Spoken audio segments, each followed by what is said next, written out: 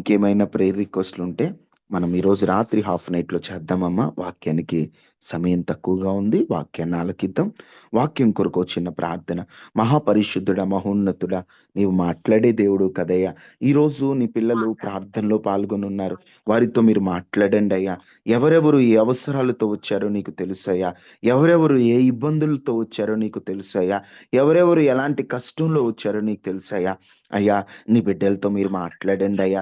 నీ బిడ్డలు మీరు దర్శించండి అయ్యా. నీ బిడ్డలు మీరు పలుకరించండి అయ్యా. నీ వాక్యము సజీవమైనదయ్యా. నీ వాక్యం ద్వారా మీరు మాట్లాడి బలపరిచి శక్తితో నింపమని యేసు శక్తి కలిగిన నామములో అడిగి వేడుకొని ఉన్నాము తండ్రి. ఆమేన్.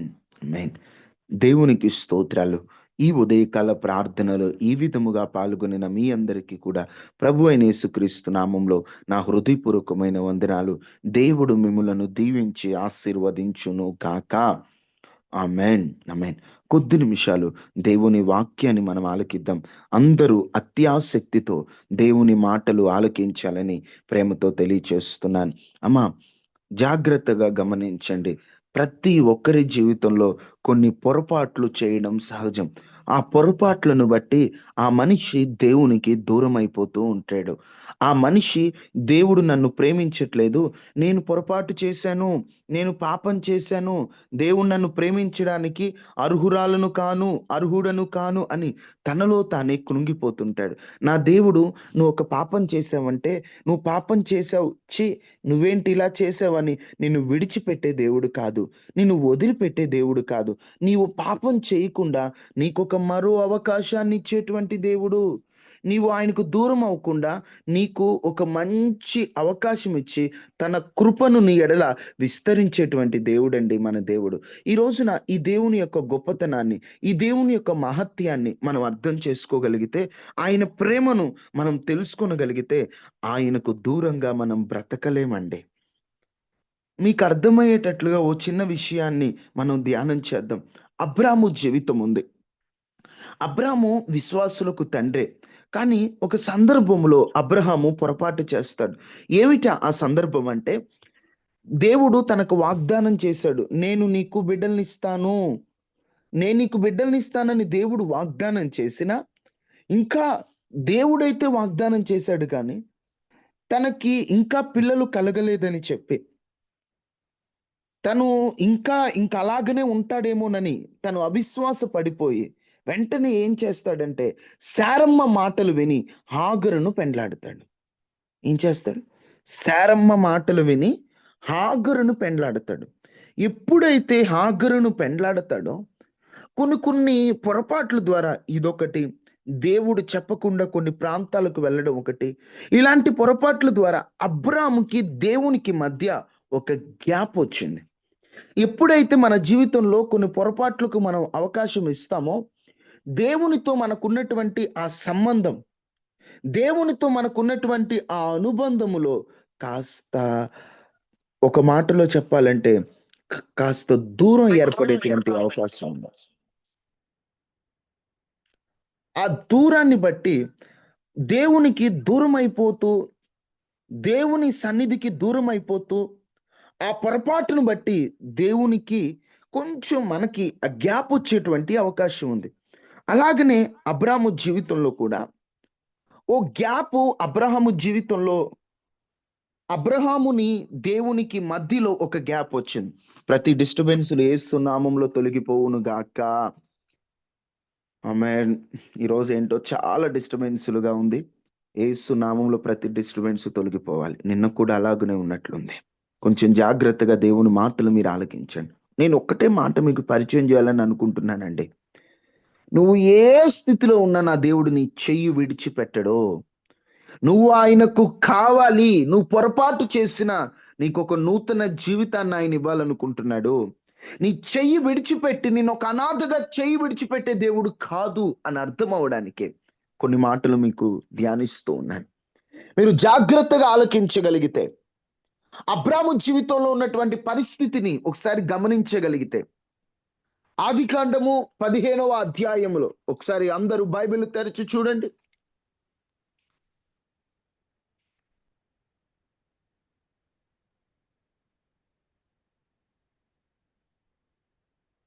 ఆదికాండము 15వ అధ్యాయంలో ఒక పొరపాటు కనిపిస్తుంది. దేవుడు బలివ్వడానికి అబ్రామును పిలిచినప్పుడు, ఆ బలి సమయములో వేచి చూడమంటే గాఢ నిద్రపోతాడు. అదొక పొరపాటుగా మనకి కనిపిస్తుంది. 16వ అధ్యాయములో అబ్రాము హాగరును పెళ్లి చేసుకున్నటువంటి ఆ పొరపాటు అక్కడ కనిపిస్తుంది. 15వ అధ్యాయంలో ఒక పొరపాటు, 16వ అధ్యాయంలో ఒక పొరపాటు. 17వ అధ్యాయంలో దేవుడు అబ్రామునకు ప్రత్యక్షమై, అబ్రామా, నా సన్నిధిలో నడుచుచు నిందారహితుడు అయిండు అని ఒక వాగ్దానం చేశాడు. అబ్రాము పేరు మార్చాడు. కానీ అప్పటికి బిడ్డలు కలుగలేదు. ఏమిటి అబ్రాము జీవితంలో ఉన్నటువంటి ఆ చిన్న చిన్న పొరపాట్లు? 1, అవిధేయత. 2, అల్ప విశ్వాసం. 3, లోకానుసారంగా నడవడం. అవిధేయత అంటే దేవుడు చెప్పింది చేయకపోవడం. అవిధేయత. అబ్రాము అవిధేయుడని నేను అనట్లేదు, కానీ ఒక సందర్భంలో దేవుడు చెప్పినట్లు చేయలేదు.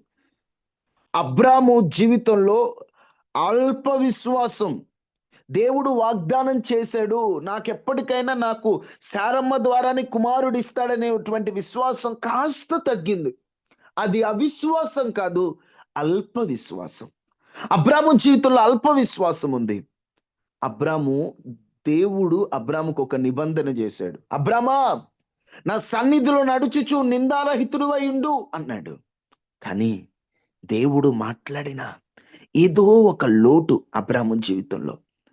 అబ్రాము పరిస్థితి ఎలా ఉందంటే 18వ అధ్యాయం 1వ వచనం ఆదికాండంలో, మరియు మమ్రే దగ్గరనున్న సింధూర వనములో అబ్రాము ఎండవేళ కూర్చుండి. ఇక్కడ మీరు ఒక్కొక్క మాటని విడివిడిగా మనం ధ్యానం చేస్తే, మమ్రే దగ్గరలో సింధూర వనములో అబ్రాము ఎండవేళ ద్వారమునందు కూర్చుండి ఉన్నప్పుడు యెహోవా అతనికి కనబడెను. మమ్రే దగ్గర ఉన్న ఒక స్థలములో సింధూర వనములో అబ్రాము కూర్చుని ఉన్నాడు. వాస్తవంగా చెప్పాలంటే ద్వారం బయట ద్వారమందు కూర్చొని ఉన్నాడు. ఇప్పుడు ఇంటి ముందు కూర్చుంటారండి. ఎప్పుడు కూర్చుంటారు? ఉదయాన్నే కూర్చుంటారు, లేదా సాయంకాలం కూర్చుంటారు. మిట్ట మధ్యాహ్నం ఎండవేళలో ఎవరైనా కూర్చుంటారా? జాగ్రత్తగా ఆలకించండి. మిట్ట మధ్యాహ్నం ఎండవేళలో ఎవరైనా కూర్చుంటారా? బయట ఎవరైనా కూర్చుంటారా? కూర్చోరు బ్రదర్. కూర్చోరు. ఎందుకంటే ఎండ దెబ్బ, ఆ ఎండ ప్రభావం వల్ల ఎవరు కూర్చోరు. కానీ అబ్రాము పరిస్థితి ఎలా ఉందంటే, తాను ఇంటి బయట ద్వారమందు ఎండవేళలో, అక్కడ స్పష్టంగా ఉంది ఎండవేళలో. ఎందుకయ్యా ఎండలో కూర్చున్నావు? అబ్రామా, లోపలికి వెళ్ళొచ్చు కదా, ఏం బయట కూర్చున్నావేంటి? 2 కారణాలు కనిపిస్తున్నాయి. 1, ఇంట్లోకి వెళ్తే పోడు. ఏ పోడు? హాగరమ్మ పోడు ఒకటి, శారమ్మ పోడు ఒకటి. ఇంట్లో ప్రశాంతత లేదు. హాగరమ్మకి శారమ్మకి పడట్లేదు.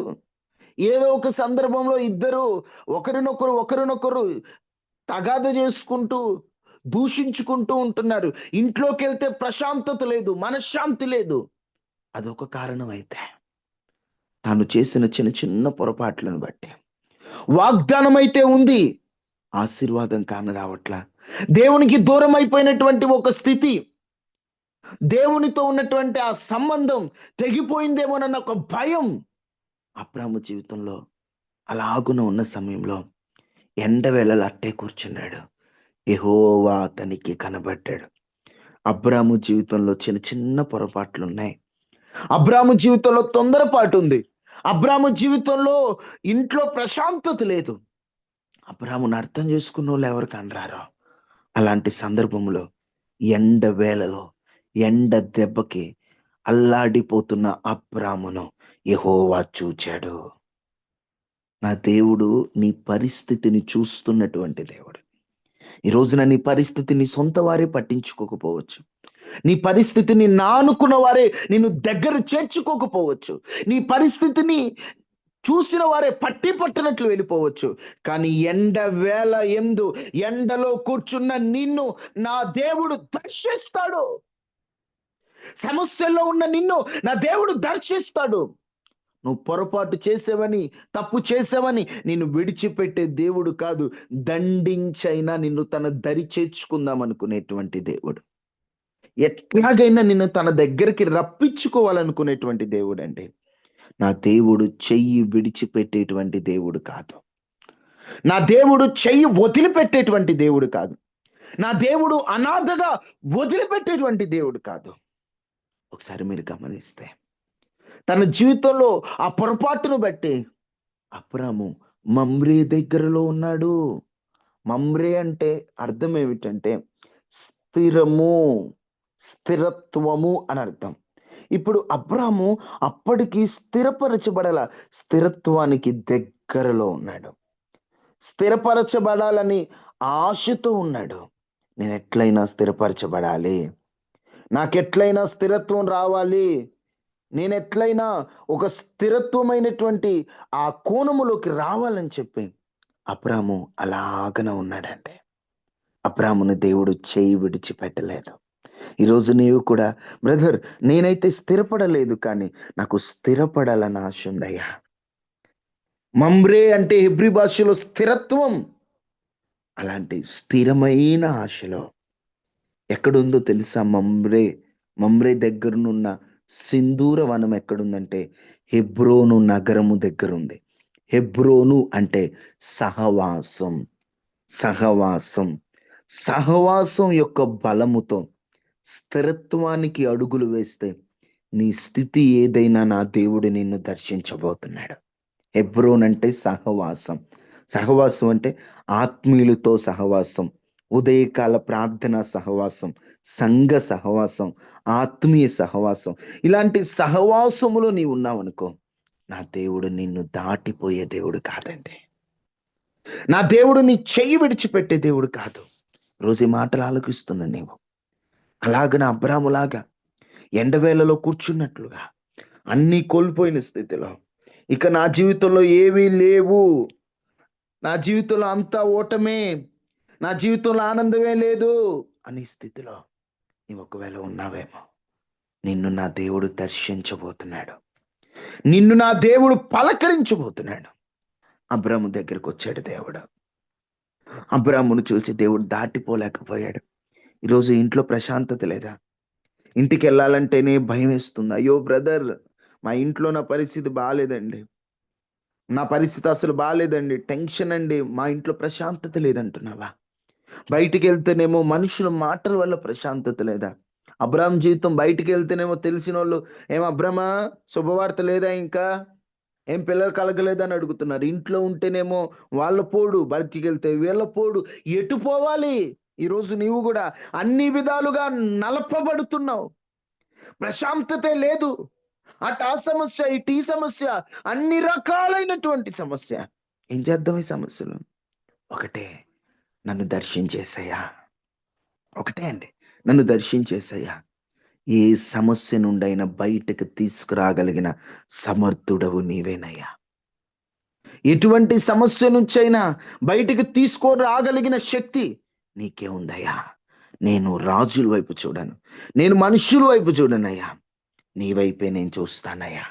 నన్ను విడిపించయ్యా అని మీరు ప్రార్థన చేస్తే మీకు ఏ దిక్కులో సమస్య అయినా నా దేవుడు నిన్ను విడిపించబోతున్నాడు. ఆనాడు అబ్రామును దర్శించిన దేవుడు, ఆనాడు అబ్రాముతో మాట్లాడినటువంటి దేవుడు నిన్ను దర్శించబోతున్నాడు. యెహోషాపాతు కాలములో 3 రకాలైనటువంటి శత్రువులు వచ్చేసారండి. చూడండి, 2వ దినవృత్తాంతముల గ్రంథం 20వ అధ్యాయం 12వ వచనం. 2వ దినవృత్తాంతములు 20వ అధ్యాయం 12వ వచనం. నా దేవా, నీవు వారికి తీర్పు తీర్చవా? నీవు వారికి తీర్పు తీర్చవా? నా మీదికి వచ్చు నా మీదికి వచ్చు ఈ గొప్ప సైన్యముతో ఈ గొప్ప సైన్యముతో యుద్ధము చేయుటకును యుద్ధము చేయుటకును మాకు శక్తి చాలదు. మా శక్తి చాలదు. ఏమి చేయుటకును ఏమి చేయుటకును మాకు తోచదు. మాకు తోచదు. నీవే మాకు దిక్కు నీవే మాకు దిక్కు అని ప్రార్థన చేశాను. అని ప్రార్థన చేసిన చూడండి. వాస్తవంగా 20 అధ్యాయం మొదటి వచనంలో ఇది అయిన తర్వాత మోయాబీయులు, అమ్మోనీయులు, మోయోనీయులు 3 రకాలైనటువంటి శత్రువులు. ఒక సమస్య అయితే తట్టుకోగలమండి. ఈ ఎదురుండి ఒక సమస్య, పక్కనుండి ఒక సమస్య, ముందు నుయ్యి, వెనక గొయ్యి అన్నట్లుగా 3 రకాలైనటువంటి శత్రువులు. మోయాబీయులు, అమ్మోనీయులు, మోయోనీయులు అందరూ దండెత్తి యెహోషాపాతు మీదకొచ్చారట. ఏం చేయాలో అర్థం కావట్ల. వెంటనే ఆయన ఒకటే ప్రార్థన చేస్తున్నాడు. దేవా!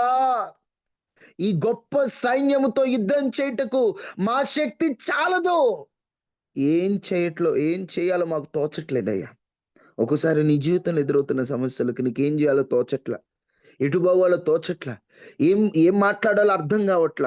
తలంతా నొప్పొచ్చేస్తుంది. కానీ సమస్యలకు పరిష్కారం కనపడట్ల. అప్పుడు వెంటనే అతని సమస్యకు ఒకటే పరిష్కారం. నీవే మా దిక్కు. మాకు ఏ దిక్కు లేదయ్యా. దిక్కులేనోడికి దేవుడే దిక్కన్నట్టు నా దిక్కు నువ్వేనయ్యా. నా దిక్కు నువ్వే అని ప్రార్థన చేస్తే శత్రువులు వాళ్ళని వాళ్ళే జంపుకొని వాళ్ళు వెళ్ళిపోతే వాళ్ళు చచ్చిపోయిన తర్వాత వాళ్ళ ఒంటి మీద ఉన్న బంగారం వీళ్ళు ఏరుకోవడానికి 3 రోజులు పట్టిందంట. ఒక్కరోజు ప్రార్థన 3 రోజులటువంటి ఆశీర్వాదం. ఈరోజు నీ జీవితంలో కూడా అబ్రాము జీవితంలాగా ఎండలో నలిగిపోతూ కుటుంబ సమస్యలు, బయట సమస్యలు, ఆర్థిక సమస్యలు, మానసిక సమస్యలు, అన్ని రకాల సమస్యలతో నలిగిపోతూ ఏ దిక్కులో నీకు ప్రశాంతత లేకపోయినా ఒక దిక్కు నీ మొరను ఆలకిస్తుంది. అదే నా దేవుని దిక్కు. ఏ దిక్కులో నీకు సమస్యలైనా ఉండని ఆ దిక్కు వైపు చూడు. దేవా నువ్వే నా దిక్కయ్యా. అబ్రాముని దేవుడు దర్శించాడు. అబ్రాముతో దేవుడు మాట్లాడాడు. అప్పుడైతే అబ్రాముతో దేవుడు మాట్లాడాడు, అబ్రాము జీవితంలో ఉన్నటువంటి ఆ ఎండ చల్లటి వాతావరణంగా మారిపోయింది తన జీవితం. ఎండ దెబ్బలాగా ఈరోజు మనుషుల మాటలనే దెబ్బలతో ఏం చేస్తున్నానో అర్థం కాని స్థితిలో ఇప్పుడు ఎండలో కూర్చున్నావు అంటే ఏమంటే ఏమన్నా మైండ్ ఏమన్నా పోయిందా ఏంటి? ఎండలో కూర్చున్నావు, ఏమి ఎండలో కూర్చున్నావు నువ్వు అని అబ్రాముతో అంటారు. కానీ ఏంటంటే అబ్రాము పరిస్థితి అలా ఉంది. దేవునికి దూరం అయిపోతున్నాడు అని ఒక బాధ. అయ్యో! దేవుని మాట నేను వినలేదే, పొరపాటు చేశానే, తొందరపడ్డానే, నన్ను నేను అదుపులో ఉంచుకోలేకపోయానే. ఆ రోజు నేను తొందర పడకుండుంటే చాలా బాగుండేది. ఈరోజు నా జీవితంలో సగం కష్టాలు రాకుండా ఉండేయి. ఎందుకు ఆ పొరపాటు చేశానా? తొందరపడి పొరపాటు చేశానా? అని ఆ పొరపాటును బట్టి తనలో తానే నలిగిపోతూ ఎండలో కూర్చొని ఎందుకు ఈ బ్రతుకు? ఇక చాలు అనుకున్న స్థితిలో ఉంటే, వాస్తవంగా పడిపోయిన స్థితిలో, దేవునికి దూరం అయిపోయిన స్థితిలో, అవిధేయునిగా ఉన్న స్థితిలో, తొందరపడిన స్థితిలో, అల్ప విశ్వాసం ఉన్న స్థితిలో, సమస్యల సుడిగుండములో నలిగిపోతూ నలపబడుతున్నటువంటి అబ్రామును దేవుడు దర్శించి మమ్రే దగ్గరనున్న అబ్రాముని దేవుడు చూశాడు. హెబ్రోను దగ్గరున్న అబ్రాముని దేవుడు చూశాడు. మమ్రే స్థిరమైన జీవితం. నువ్వు స్థిరంగా అవలా, కానీ స్థిరత్వానికి దగ్గరలో ఉన్నావు. అయ్యా స్థిరపడాలని ఆశపడుతున్నానయ్యా, స్థిరపడాలని కోరికుందయ్యా, మమ్రే దగ్గరలో ఉన్నానయ్యా. మమ్రే అనుభవాన్ని దగ్గరలో ఉన్నాను, కానీ మమ్రేకి చేరువలో ఉన్నాను, కానీ మమ్రే చేరలేకపోతున్నాను. స్థిరంగా ఉండాలి విశ్వాసంలో. ఎన్ని సమస్యలైనా కదలకూడదు, ఎన్ని శోధనలైనా తప్పకూడదు అనుకుంటున్నా, కానీ ఆ స్థిరత్వం నాకు రావట్లేదు. మమ్రే దగ్గరనున్నాను, నా వల్ల కావట్లేదయ్యా. నేను ఈ శోధనలు తట్టుకోలేకపోతున్నాను. ఆయన వైపు చూస్తే నాడు ఎండ వేళల అబ్రామును దర్శించినటువంటి దేవుడు నిన్ను దర్శించబోతున్నాడు. అబ్రాముని దర్శించాడు. అబ్రాము మమ్రే దగ్గరలో ఉన్నాడు, హెబ్రోన్ నగరులో ఉన్నాడు. హెబ్రోన్ అంటే సహవాసం. ఇలాంటి ఆత్మీయ సహవాసంతో నువ్వు ఉంటే నీకు ఎన్ని రకాలైనటువంటి సమస్యలైనా ఆయనే దిక్కని ప్రార్థన చేయి, ఆయన వైపే చూడు. నా దేవుడు నీకు విజయాన్ని అనుగ్రహించి ఉన్నత విజయముతో దేవుణ్ణి నడిపించబోతున్నాడు. దేవుడు దర్శించాడు అబ్రామునే. అబ్రాము లైఫే మారిపోయింది. అబ్రాము లైఫ్ మాట్లాడాలంటే 15వ అధ్యాయం పొరపాటు, 16వ అధ్యాయం పొరపాటు, 17వ అధ్యాయం ఈ దేవుని హెచ్చరికలు, 18వ అధ్యాయం దేవుడు అబ్రాముతో కలిసి ఆతిథ్యం స్వీకరిస్తూ దేవుడు అబ్రాముతో కలిసి డైరెక్ట్గా దిగి అబ్రాముతో ముచ్చటిస్తున్నాడంటే ఎంత గొప్ప భాగ్యం! ఎందుకు అంత భాగ్యం వచ్చేసిందంటే దేవునికి దూరంగా అబ్రాము బ్రతకలేకపోయాడు. ఈ రోజున ఈ మాటలు ఆలకిస్తున్నటువంటి మీ జీవితంలో కూడా ఒకటే, అయ్యా మమ్రే దగ్గరలో ఉన్నానయ్యా, స్థిరత్వానికి దగ్గరలో ఉన్నానయ్యా, హెబ్రోను దగ్గరలో ఉన్నానయ్యా, సావాసంలో ఉన్నానయ్యా, నన్ను స్థిరపరచు, నా దిక్కు నువ్వే. ఒకటే ప్రార్థన, నా దిక్కు నువ్వే అన్నాడు యెహోషాపాతు కాలంలో. 3 రకాలైనటువంటి శత్రువులు వచ్చిన ఏమని ప్రార్థన చేశారని చదివాం మనం. నీవే నా దిక్కు, నీవే నా దిక్కు, నీవే నా దిక్కు. ఈరోజు మనం కూడా అదే ప్రార్థన చేద్దామా? అందరూ ఒకటే మాట పలకండి, నువ్వే నా దిక్కేసయ్యా, నువ్వే నా దిక్కు, నువ్వే నా దిక్కు, నువ్వే నా దిక్కు. ఒకటే మాట, నాకు వేరే దిక్కు లేదయ్యా, ఎండలో ఉన్నానయ్యా, ఇంట్లోకెళ్ళాలంటేనేమో పోడు తట్టుకోలేకపోతున్నానయ్యా, బయటికెళ్ళాలంటే పోడు, ఎవరిలో కలవాలనిపించట్లేదయ్యా, ఒంటరి వాడిని, ఒంటరి దాన్ని అయిపోయాను, ఎవరితో ముచ్చటించాలనిపించట్లేదయ్యా, తెలియని ఆ ఏకాంతంతో నలిగిపోతున్నానయ్యా, నన్ను దర్శించండి అని ప్రార్థన చేసుకున్నమ్మా. నన్ను దర్శించండి అన్నాడు అబ్రామును దర్శించిన దేవా, అబ్రాముతో మాట్లాడిన దేవా, నాతో మాట్లాడండి అయ్యా. మహాపరిశుద్ధుడా, మహోన్నతుడు అయిన దేవ, కృపా సత్య సంపూర్ణుడా, కృపగలిగిన రాజా, దయగలిగిన తండ్రి, నీకు వందనాలు. ఈరోజు మీరు మాతో మాట్లాడిన కొన్ని మాటలు బట్టి స్తోత్రాలు. అబ్రాము జీవితంలో ఉన్న కొన్ని పొరపాట్లు, అబ్రాము జీవితంలో కొన్ని తొందరపాటు, అల్ప విశ్వాసం, ఎండవేళలో ఉన్నప్పుడు అబ్రామును దర్శించి ఎన్ని రకాల సమస్య అయినా నువ్వే దిక్కు అనుకున్నప్పుడు దర్శించావయ్యా. ఈరోజు మేము కూడా మా యొక్క తొందరపాటును బట్టి కొన్ని, మా యొక్క ఆవేశాన్ని బట్టి కొన్ని, మా యొక్క ఆతృతను బట్టి కొన్ని పాపాల్లో మేము పడిపోయి ఉన్నాం. మమ్మల్ని దర్శించి మా జీవితంలో అయా ఒక స్థిరత్వాన్ని మీరు అనుగ్రహించండి. మమ్రే దగ్గరలో ఉన్నాం, స్థిరత్వంలోకి రాలేకుండా ఉన్నాం, స్థిరత్వానికి దగ్గరలో ఉన్నాం, హెబ్రోను దగ్గరలో ఉన్నాం, నీ సహవాసంలోకి దగ్గరగా ఉన్నామయ్యా. మీరు మమ్మల్ని దర్శించమని, అయ్యా నీవే మా దిక్కు ప్రభువా, నీవు తప్ప మాకెవరూ లేరయ్యా, నీ వైపే చూస్తున్నామయ్యా. మమ్మల్ని దాటిపోక కరుణించి కనికరించి అయ్యా నీ బిడల పక్షాన మీరు నిలిచి అద్భుతం చేయమని యేసు శక్తి కలిగిన నామంలో ప్రతి ఒక్కరికి కూడా ఆరోగ్యాన్ని ఇవ్వండి, కంచి వేయండి అయ్యా. ఇటువంటి ప్రమాదాలు, వైరస్లు రాకుండా కాపాడమని ఈరోజు రాత్రి జరగబోతున్న హాఫ్ నైట్ ప్రార్థన అద్భుతంగా ఆశ్చర్య రీతిలో జరిగించి మహిమ ఘనత ప్రభావములు మీరు మాత్రమే పొందమని యేసు శక్తి కలిగిన నామంలో అడిగి వేడుకొని ఉన్నాము తండ్రి, ఆమేన్. గమనించండి, ఈరోజు రాత్రి హాఫ్ నైట్ ప్రార్థన ఉంది, ఎవరు మిస్ అవ్వద్దు. కాన్ఫరెన్స్ కాల్లో ఉన్న వాళ్ళకి కొన్ని ముఖ్యమైన ప్రకటనలు, ఫోన్ కాల్లో ఉన్నారు కదా, నేను ఫోన్ చేస్తే ఎత్తారు కదా, వాళ్ళు గమనించండి.